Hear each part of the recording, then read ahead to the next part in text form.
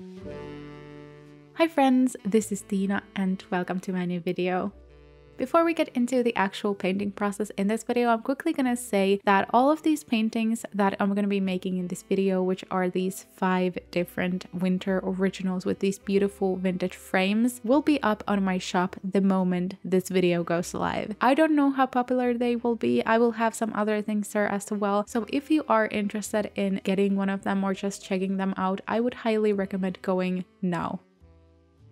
But in this video, I'm going to be painting those 5 winter originals. I just really wanted to paint something for a video, and I thought that since I haven't really shared any winter paintings here this year and I had a little break, I could start with these ones and show you how I made them. And I have to say that this process was so much fun, and I'm really happy that I got it mostly in a video so I can show you all of these paintings.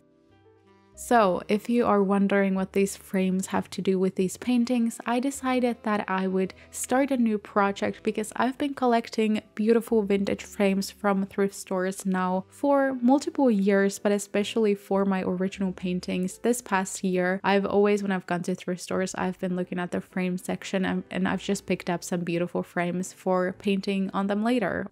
But I thought that now, since my shop is open, finally I could start this project and I could create something for December. So I actually ended up just picking these 5 random frames, and then I started designing the paintings to go with them. I think that that is a lovely idea, to reuse something that was already kind of thrown away for someone else to use. And I just love to give these new beautiful vintage pieces a new life with my paintings in someone else's home. And yeah, I'm just really excited about this, and I hope you are too, because I don't know, I think that that's a great idea. And I haven't really seen many people do this. I know that many people paint inside of frames and sell that, but I don't think I've really seen people, going for secondhand frames that often. But I think that's a great idea, and I think that it's of course a more environmentally friendly option, so why not try that out? But anyway, we are starting with the first painting, and for this I had 2 frames in mind. I wasn't quite sure what I wanted to use yet, but I ended up going for this very minimalistic brass frame. So I decided to paint this very warm and, sunset feel winter landscape for it, and I think that it turned out really pretty. My idea for all of these paintings was kind of going for something similar in terms of atmosphere and vibes, but I still wanted each and every painting to be kind of their own thing and to really stand out. I didn't want all of the paintings to be similar. I wanted there always to be something unique and different that could catch your eye. And for example, for this first one, the color scheme is definitely the warmest and the most orange, and I really like that. And after I got this first one done, I kind of figured out a fun way to also bring some of that uniqueness to each and every painting with a different kind of color scheme. And I think I have 1 or 2 main colors for each of these paintings that is really standing out. You might have noticed that I did an underpainting for this first painting right here, and I actually did end up going for that in all of my paintings. I have actually really liked that. That was my first time trying it out, and I've seen other artists do it, a bunch of times, but I have never really tried it out myself because I don't know, I was just very comfortable with my own painting process, and I just didn't feel like I needed that. But I have definitely loved doing that, so I'm definitely going to be doing that in the future as well. It was really nice, and the colors on top were popping really nicely, and I didn't have to go for that thick of paint washes on top because the color that showed underneath was not white, but it was something that already fit the painting. So it was so much easier to do gradients, which is already interesting because if you know me, you know that I have struggled with gradients for the longest time, and I always kind of complain about the fact that I'm bad at gradients. But I'm no longer bad at gradients. I overall think that it was because I was using a sketchbook that was really hard to paint on, so I think that the paper was not the best. But with watercolor paper like I'm using here, which is by the way linked below, I think that it's much easier already, and I think that that underpainting layer definitely already helps a lot more. So yeah, I really enjoyed painting this time. I think that I always kind of struggle with some things when I'm painting, and I always have some some sort of negative things to say, and I really don't have anything bad to say here. I managed to really spend a lot of like quality time with these paintings. It didn't feel like I was trying to get somewhere and I didn't get there. I really was like having a lot of fun, and I don't know, I wasn't in a hurry. Sometimes when I'm painting, I kind of try to find, you know, some quicker routes to get to my destination, or just, you know, try to find some faster ways of doing something. But I think that with all of these paintings, I was kind of enjoying the process of making things with their own pace. And I really, really enjoyed that. And I loved just trying to really make it perfect in a way, even though not one painting is ever perfect, but, you know, just like spending a lot of time on it, not rushing myself, just, you know, even spending a lot of time on the gradient itself. I spent a lot of time trying to blend everything. And I think that it all turned out really nice, which I'm super happy about. So as you can see in this painting, I made that blend from that kind of like lilac pink to orange in the sky, and then I made the trees and the snow on top a little bit more purple and blue, and I also added some more of that orange color to kind of act as very beautiful warm highlight in the snow. I have really loved painting snow. I loved it last year too, but I think that, you know, snow, like looking at snow and feeling snow and having snow here, it's always something that I get like burned out at some point when it has lasted for so long. So I feel like every time when I'm painting these first snowy landscapes, I'm always loving the time that I get to spend with them. But I feel like that later on, like in February, might be a little bit boring. So I'm trying to enjoy it the best I can. And I just really love this painting process, and I had so much fun.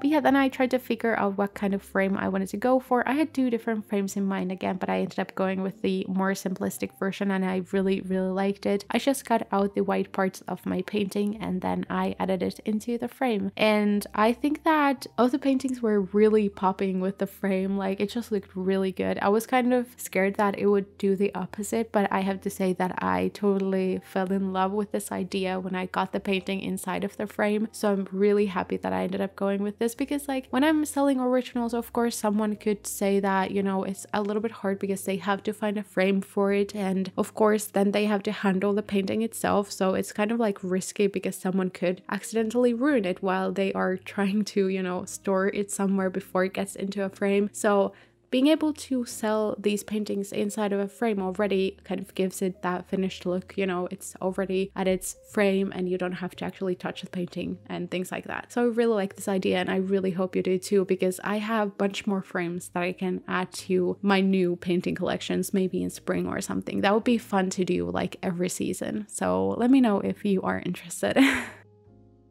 But let's go with my second painting. So as you could see, I made that more kind of like, I don't know if it's cold tone, but a little bit more cold toned pink underpainting underneath this artwork. And I actually think that it worked out really well, because this painting definitely turned out to be a little bit more cold toned than the other ones, which was kind of fun. I didn't mind that it had a colder temperature in the colors. I think that was kind of fun because this painting still has so much beautiful colors in it, and it's still like very striking, and it definitely looks cold, which is fun. I was very inspired by different sceneries in Lapland. I wasn't using my own photos, but I was mainly using some Unsplash photos, and then I was also using some Pinterest photos, but I also always tried to change them a lot. Many of you might know that I'm someone who doesn't really like to use Pinterest photos as my inspiration, and I still stand by it, but at the same time I've started to use them more lately, but I'm just using them in a different way.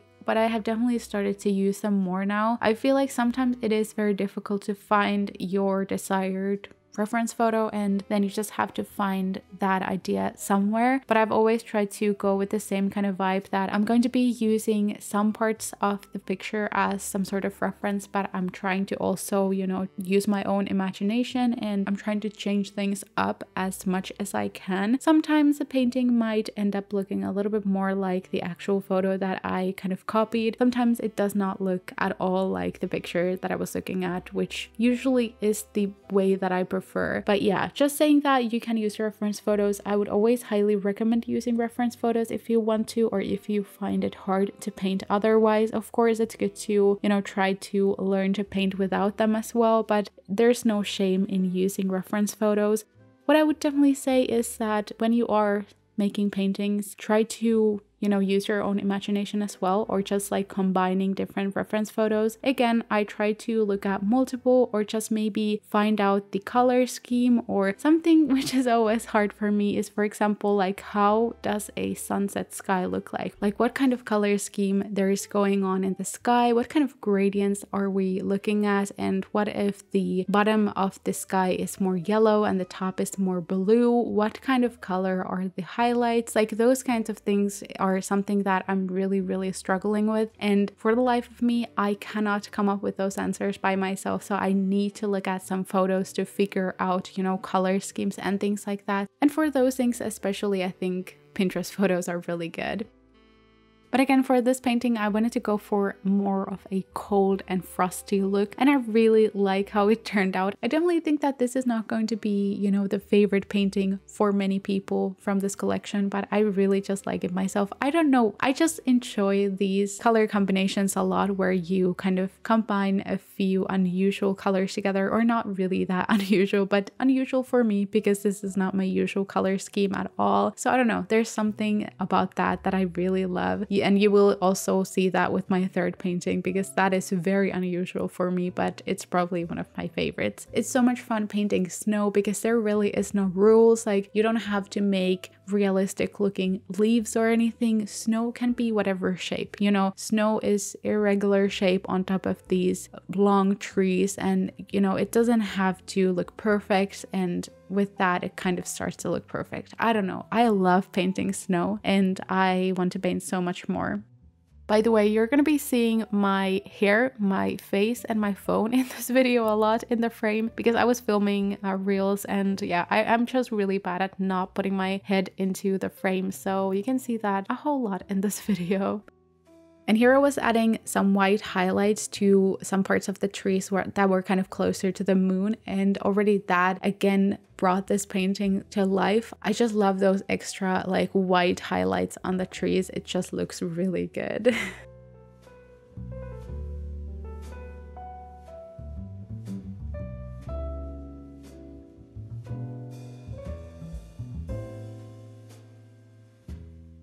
But for this painting, I wanted to go for this very decorational frame that probably is the most beautiful out of all of these. It has some really cute decorations on the corners, like these very fancy swirls and things like that, which I really loved. So I ended up going for that. I don't know, again, for some reason, these frames really just, you know, complete these paintings, and I really love them. So I'm really happy that I ended up going for these frames with this painting.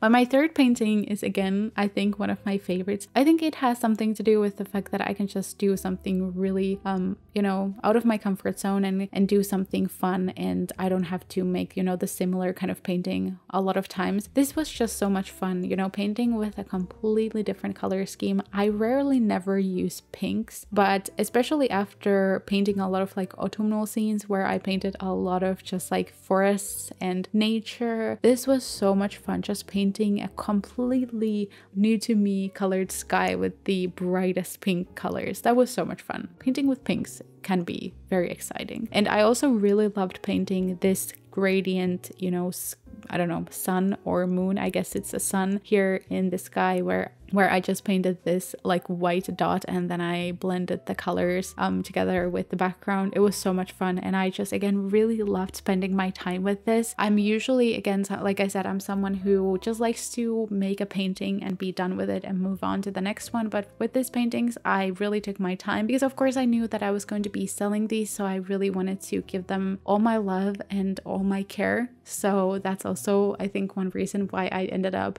you know, really spending this time with my paintings. But I've been able to take that thought into some other paintings after these as well, which have been really nice to, you know, make with that idea in mind that I have to, you know, spend time with my paintings and I have to give my love to them as well because they really deserve it.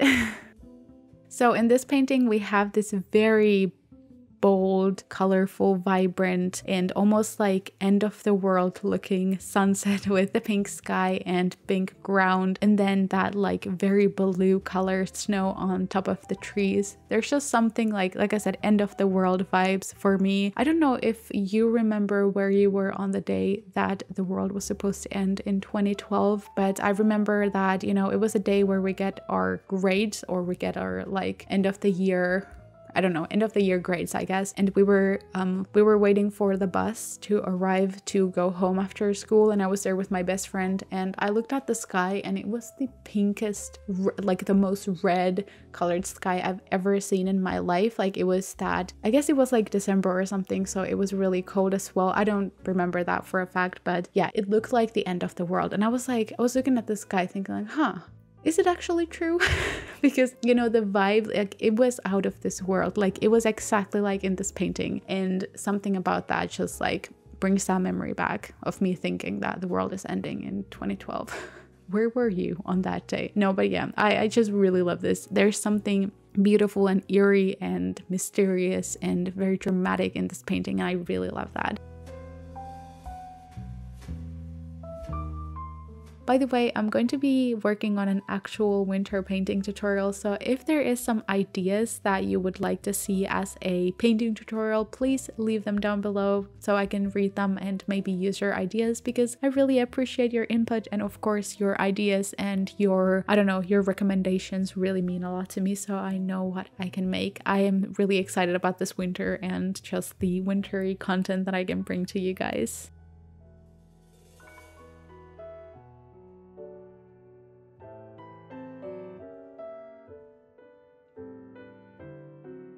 And when the painting was done, I took off the tapes and I cut the white border off, and then I put it inside of the frames. And I also paired it with these kind of decorational frames that have these like fun little bumps on the frames. And I don't know, I just really love it together with this one. And it just, again, goes perfectly, and I love this. If I would keep one of these, I think it would be this one for some reason.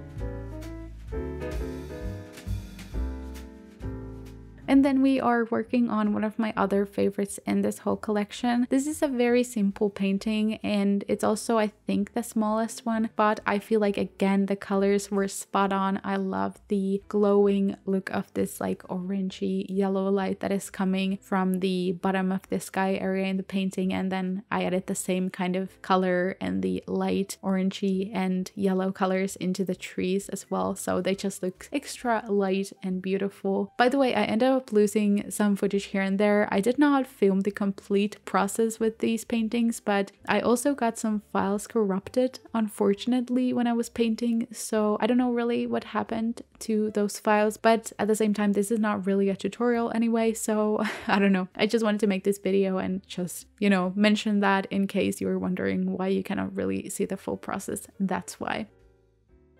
But yeah, for this painting, I went for that like kind of light purple sky gradient to this very light yellowish orange on the bottom. And again, I think that that kind of gradient that I made in this painting was very beautiful, and I don't know, looks very realistic somehow. I was looking at a actual reference photo for this one from Unsplash, and I pretty much, I don't know, I wouldn't say copied the whole painting, but I was really looking at all of the elements in the photo, and I made them in this painting. And I will link that picture down below if you want to check that out as well. But yeah, it was a beautiful picture, and I'm happy that I think I managed to really capture its beauty in this painting as well. So it has two of these spruce trees, and then there is that beautiful light in the middle of them. But I made the trees using this dark gray color, and then I was adding that yellow and orange below some of the branches, and then I started working on the snow on top. And like with every single one of these paintings, you know, I think that your initial idea might be when you're painting something like this is that you're going to be making the snow white, because like, of course, snow is white. But of course, when we have some of these dramatic dramatic light situations like we have going on in these paintings. Snow is rarely white in pictures and in paintings. So for this picture, for example, of course, you can see the snow is actually very blue. And I think that for these kinds of situations, it's very useful to have a reference photo because, again, those kinds of things might not be the most obvious when you are painting something like that. For example, I wouldn't probably realize that I should paint the snow this blue if I didn't have this reference photo. So again, reference photos are good, and don't forget to use them if you feel like using them.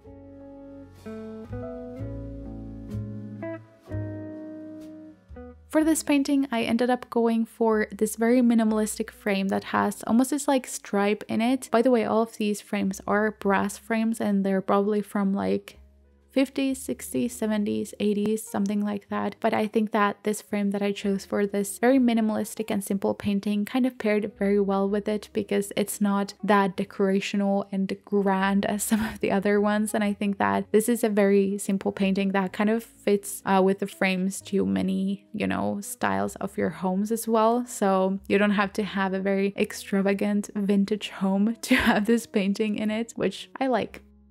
So for the last painting, I wanted to do something a little bit different because this was the biggest painting. So I ended up going with the most, I don't know if you could say out there idea, but you know, I guess the most complete painting with this cabin. So this painting has a yellow sky and again, a very striking sun peeking through maybe a very thick fog or thick set of clouds, and then we have some trees again. The trees are there in all of these paintings, and then we have some ground in the foreground of the painting that I kind of painted with this purple bluish color. I looked at a Pinterest photo again, but I tried to change things up a bit, and I definitely noticed when I was changing the color scheme a bit that I didn't really know what kind of color I wanted to go for with the ground. So I'm not sure if this really makes sense or if it's the most realistic color possible, but I think that it really goes together with that yellow, and I just like the color scheme of this painting. It's very unusual for me, but for some reason it's really beautiful. And I think that the frames that I paired with this painting were actually like, if they went really well with this painting in the end. They had this like beautiful like little flowers in the corners of the frames, and I don't know, something about that just like made it look super cozy and almost like, I don't know, a grandparents' house in the best way possible. I also lost the most footage with this painting, as you might have noticed, but I guess I'm really doing the same thing as I've done with all of the paintings so far. So if you really want to try to make one of these paintings yourself, I think that you can take many things and many elements and painting styles or whatever from many of these other paintings as well. So I'm really sorry that I lost some footage, but I really hope that this video has been fun to follow so far. I was really contemplating what kind of color I wanted to go for the cabin because I wanted it to stand out from the snow, but I didn't want it to be like too much. So I was kind of scared to go for red, but it was my first idea. So I ended up going for this pretty bright red color for the little cottage in the snow, and I think that it actually turned out really nice. This feels very Christmassy to me. I guess it's just because of the red cabin, but I guess it's still a painting that can be displayed at any time of the winter, not only for the holidays. But yeah, I felt like this video was very fast. I didn't really have time to talk about anything, but I really hope you liked this. I had to kind of rush this video a bit because I've been so busy this week, as I posted my other video this week as well already, and I'm working on the shop update right now. So I really hope that you like this video, and I really hope you end up going to my website to check out all my other things that I'm adding to there as well, because I have also added 4 more originals. Again, I don't really know if they have already been sold out or not. I don't know how people are they excited about this? I don't know. I hope they are, because I am. But this is it for this video. I really hope you enjoyed just like chilling with me, seeing how I paint these originals, and I hope that you also enjoyed me explaining the story about the frames as well, because that's kind of cute, I think. But if you like this video, make sure to subscribe to my channel if you haven't already. Like the video if you like the video, and comment a snow emoji down in the comments so I know you watched until the end. Thank you so much for watching, and I hope to see you in my next video. Bye bye!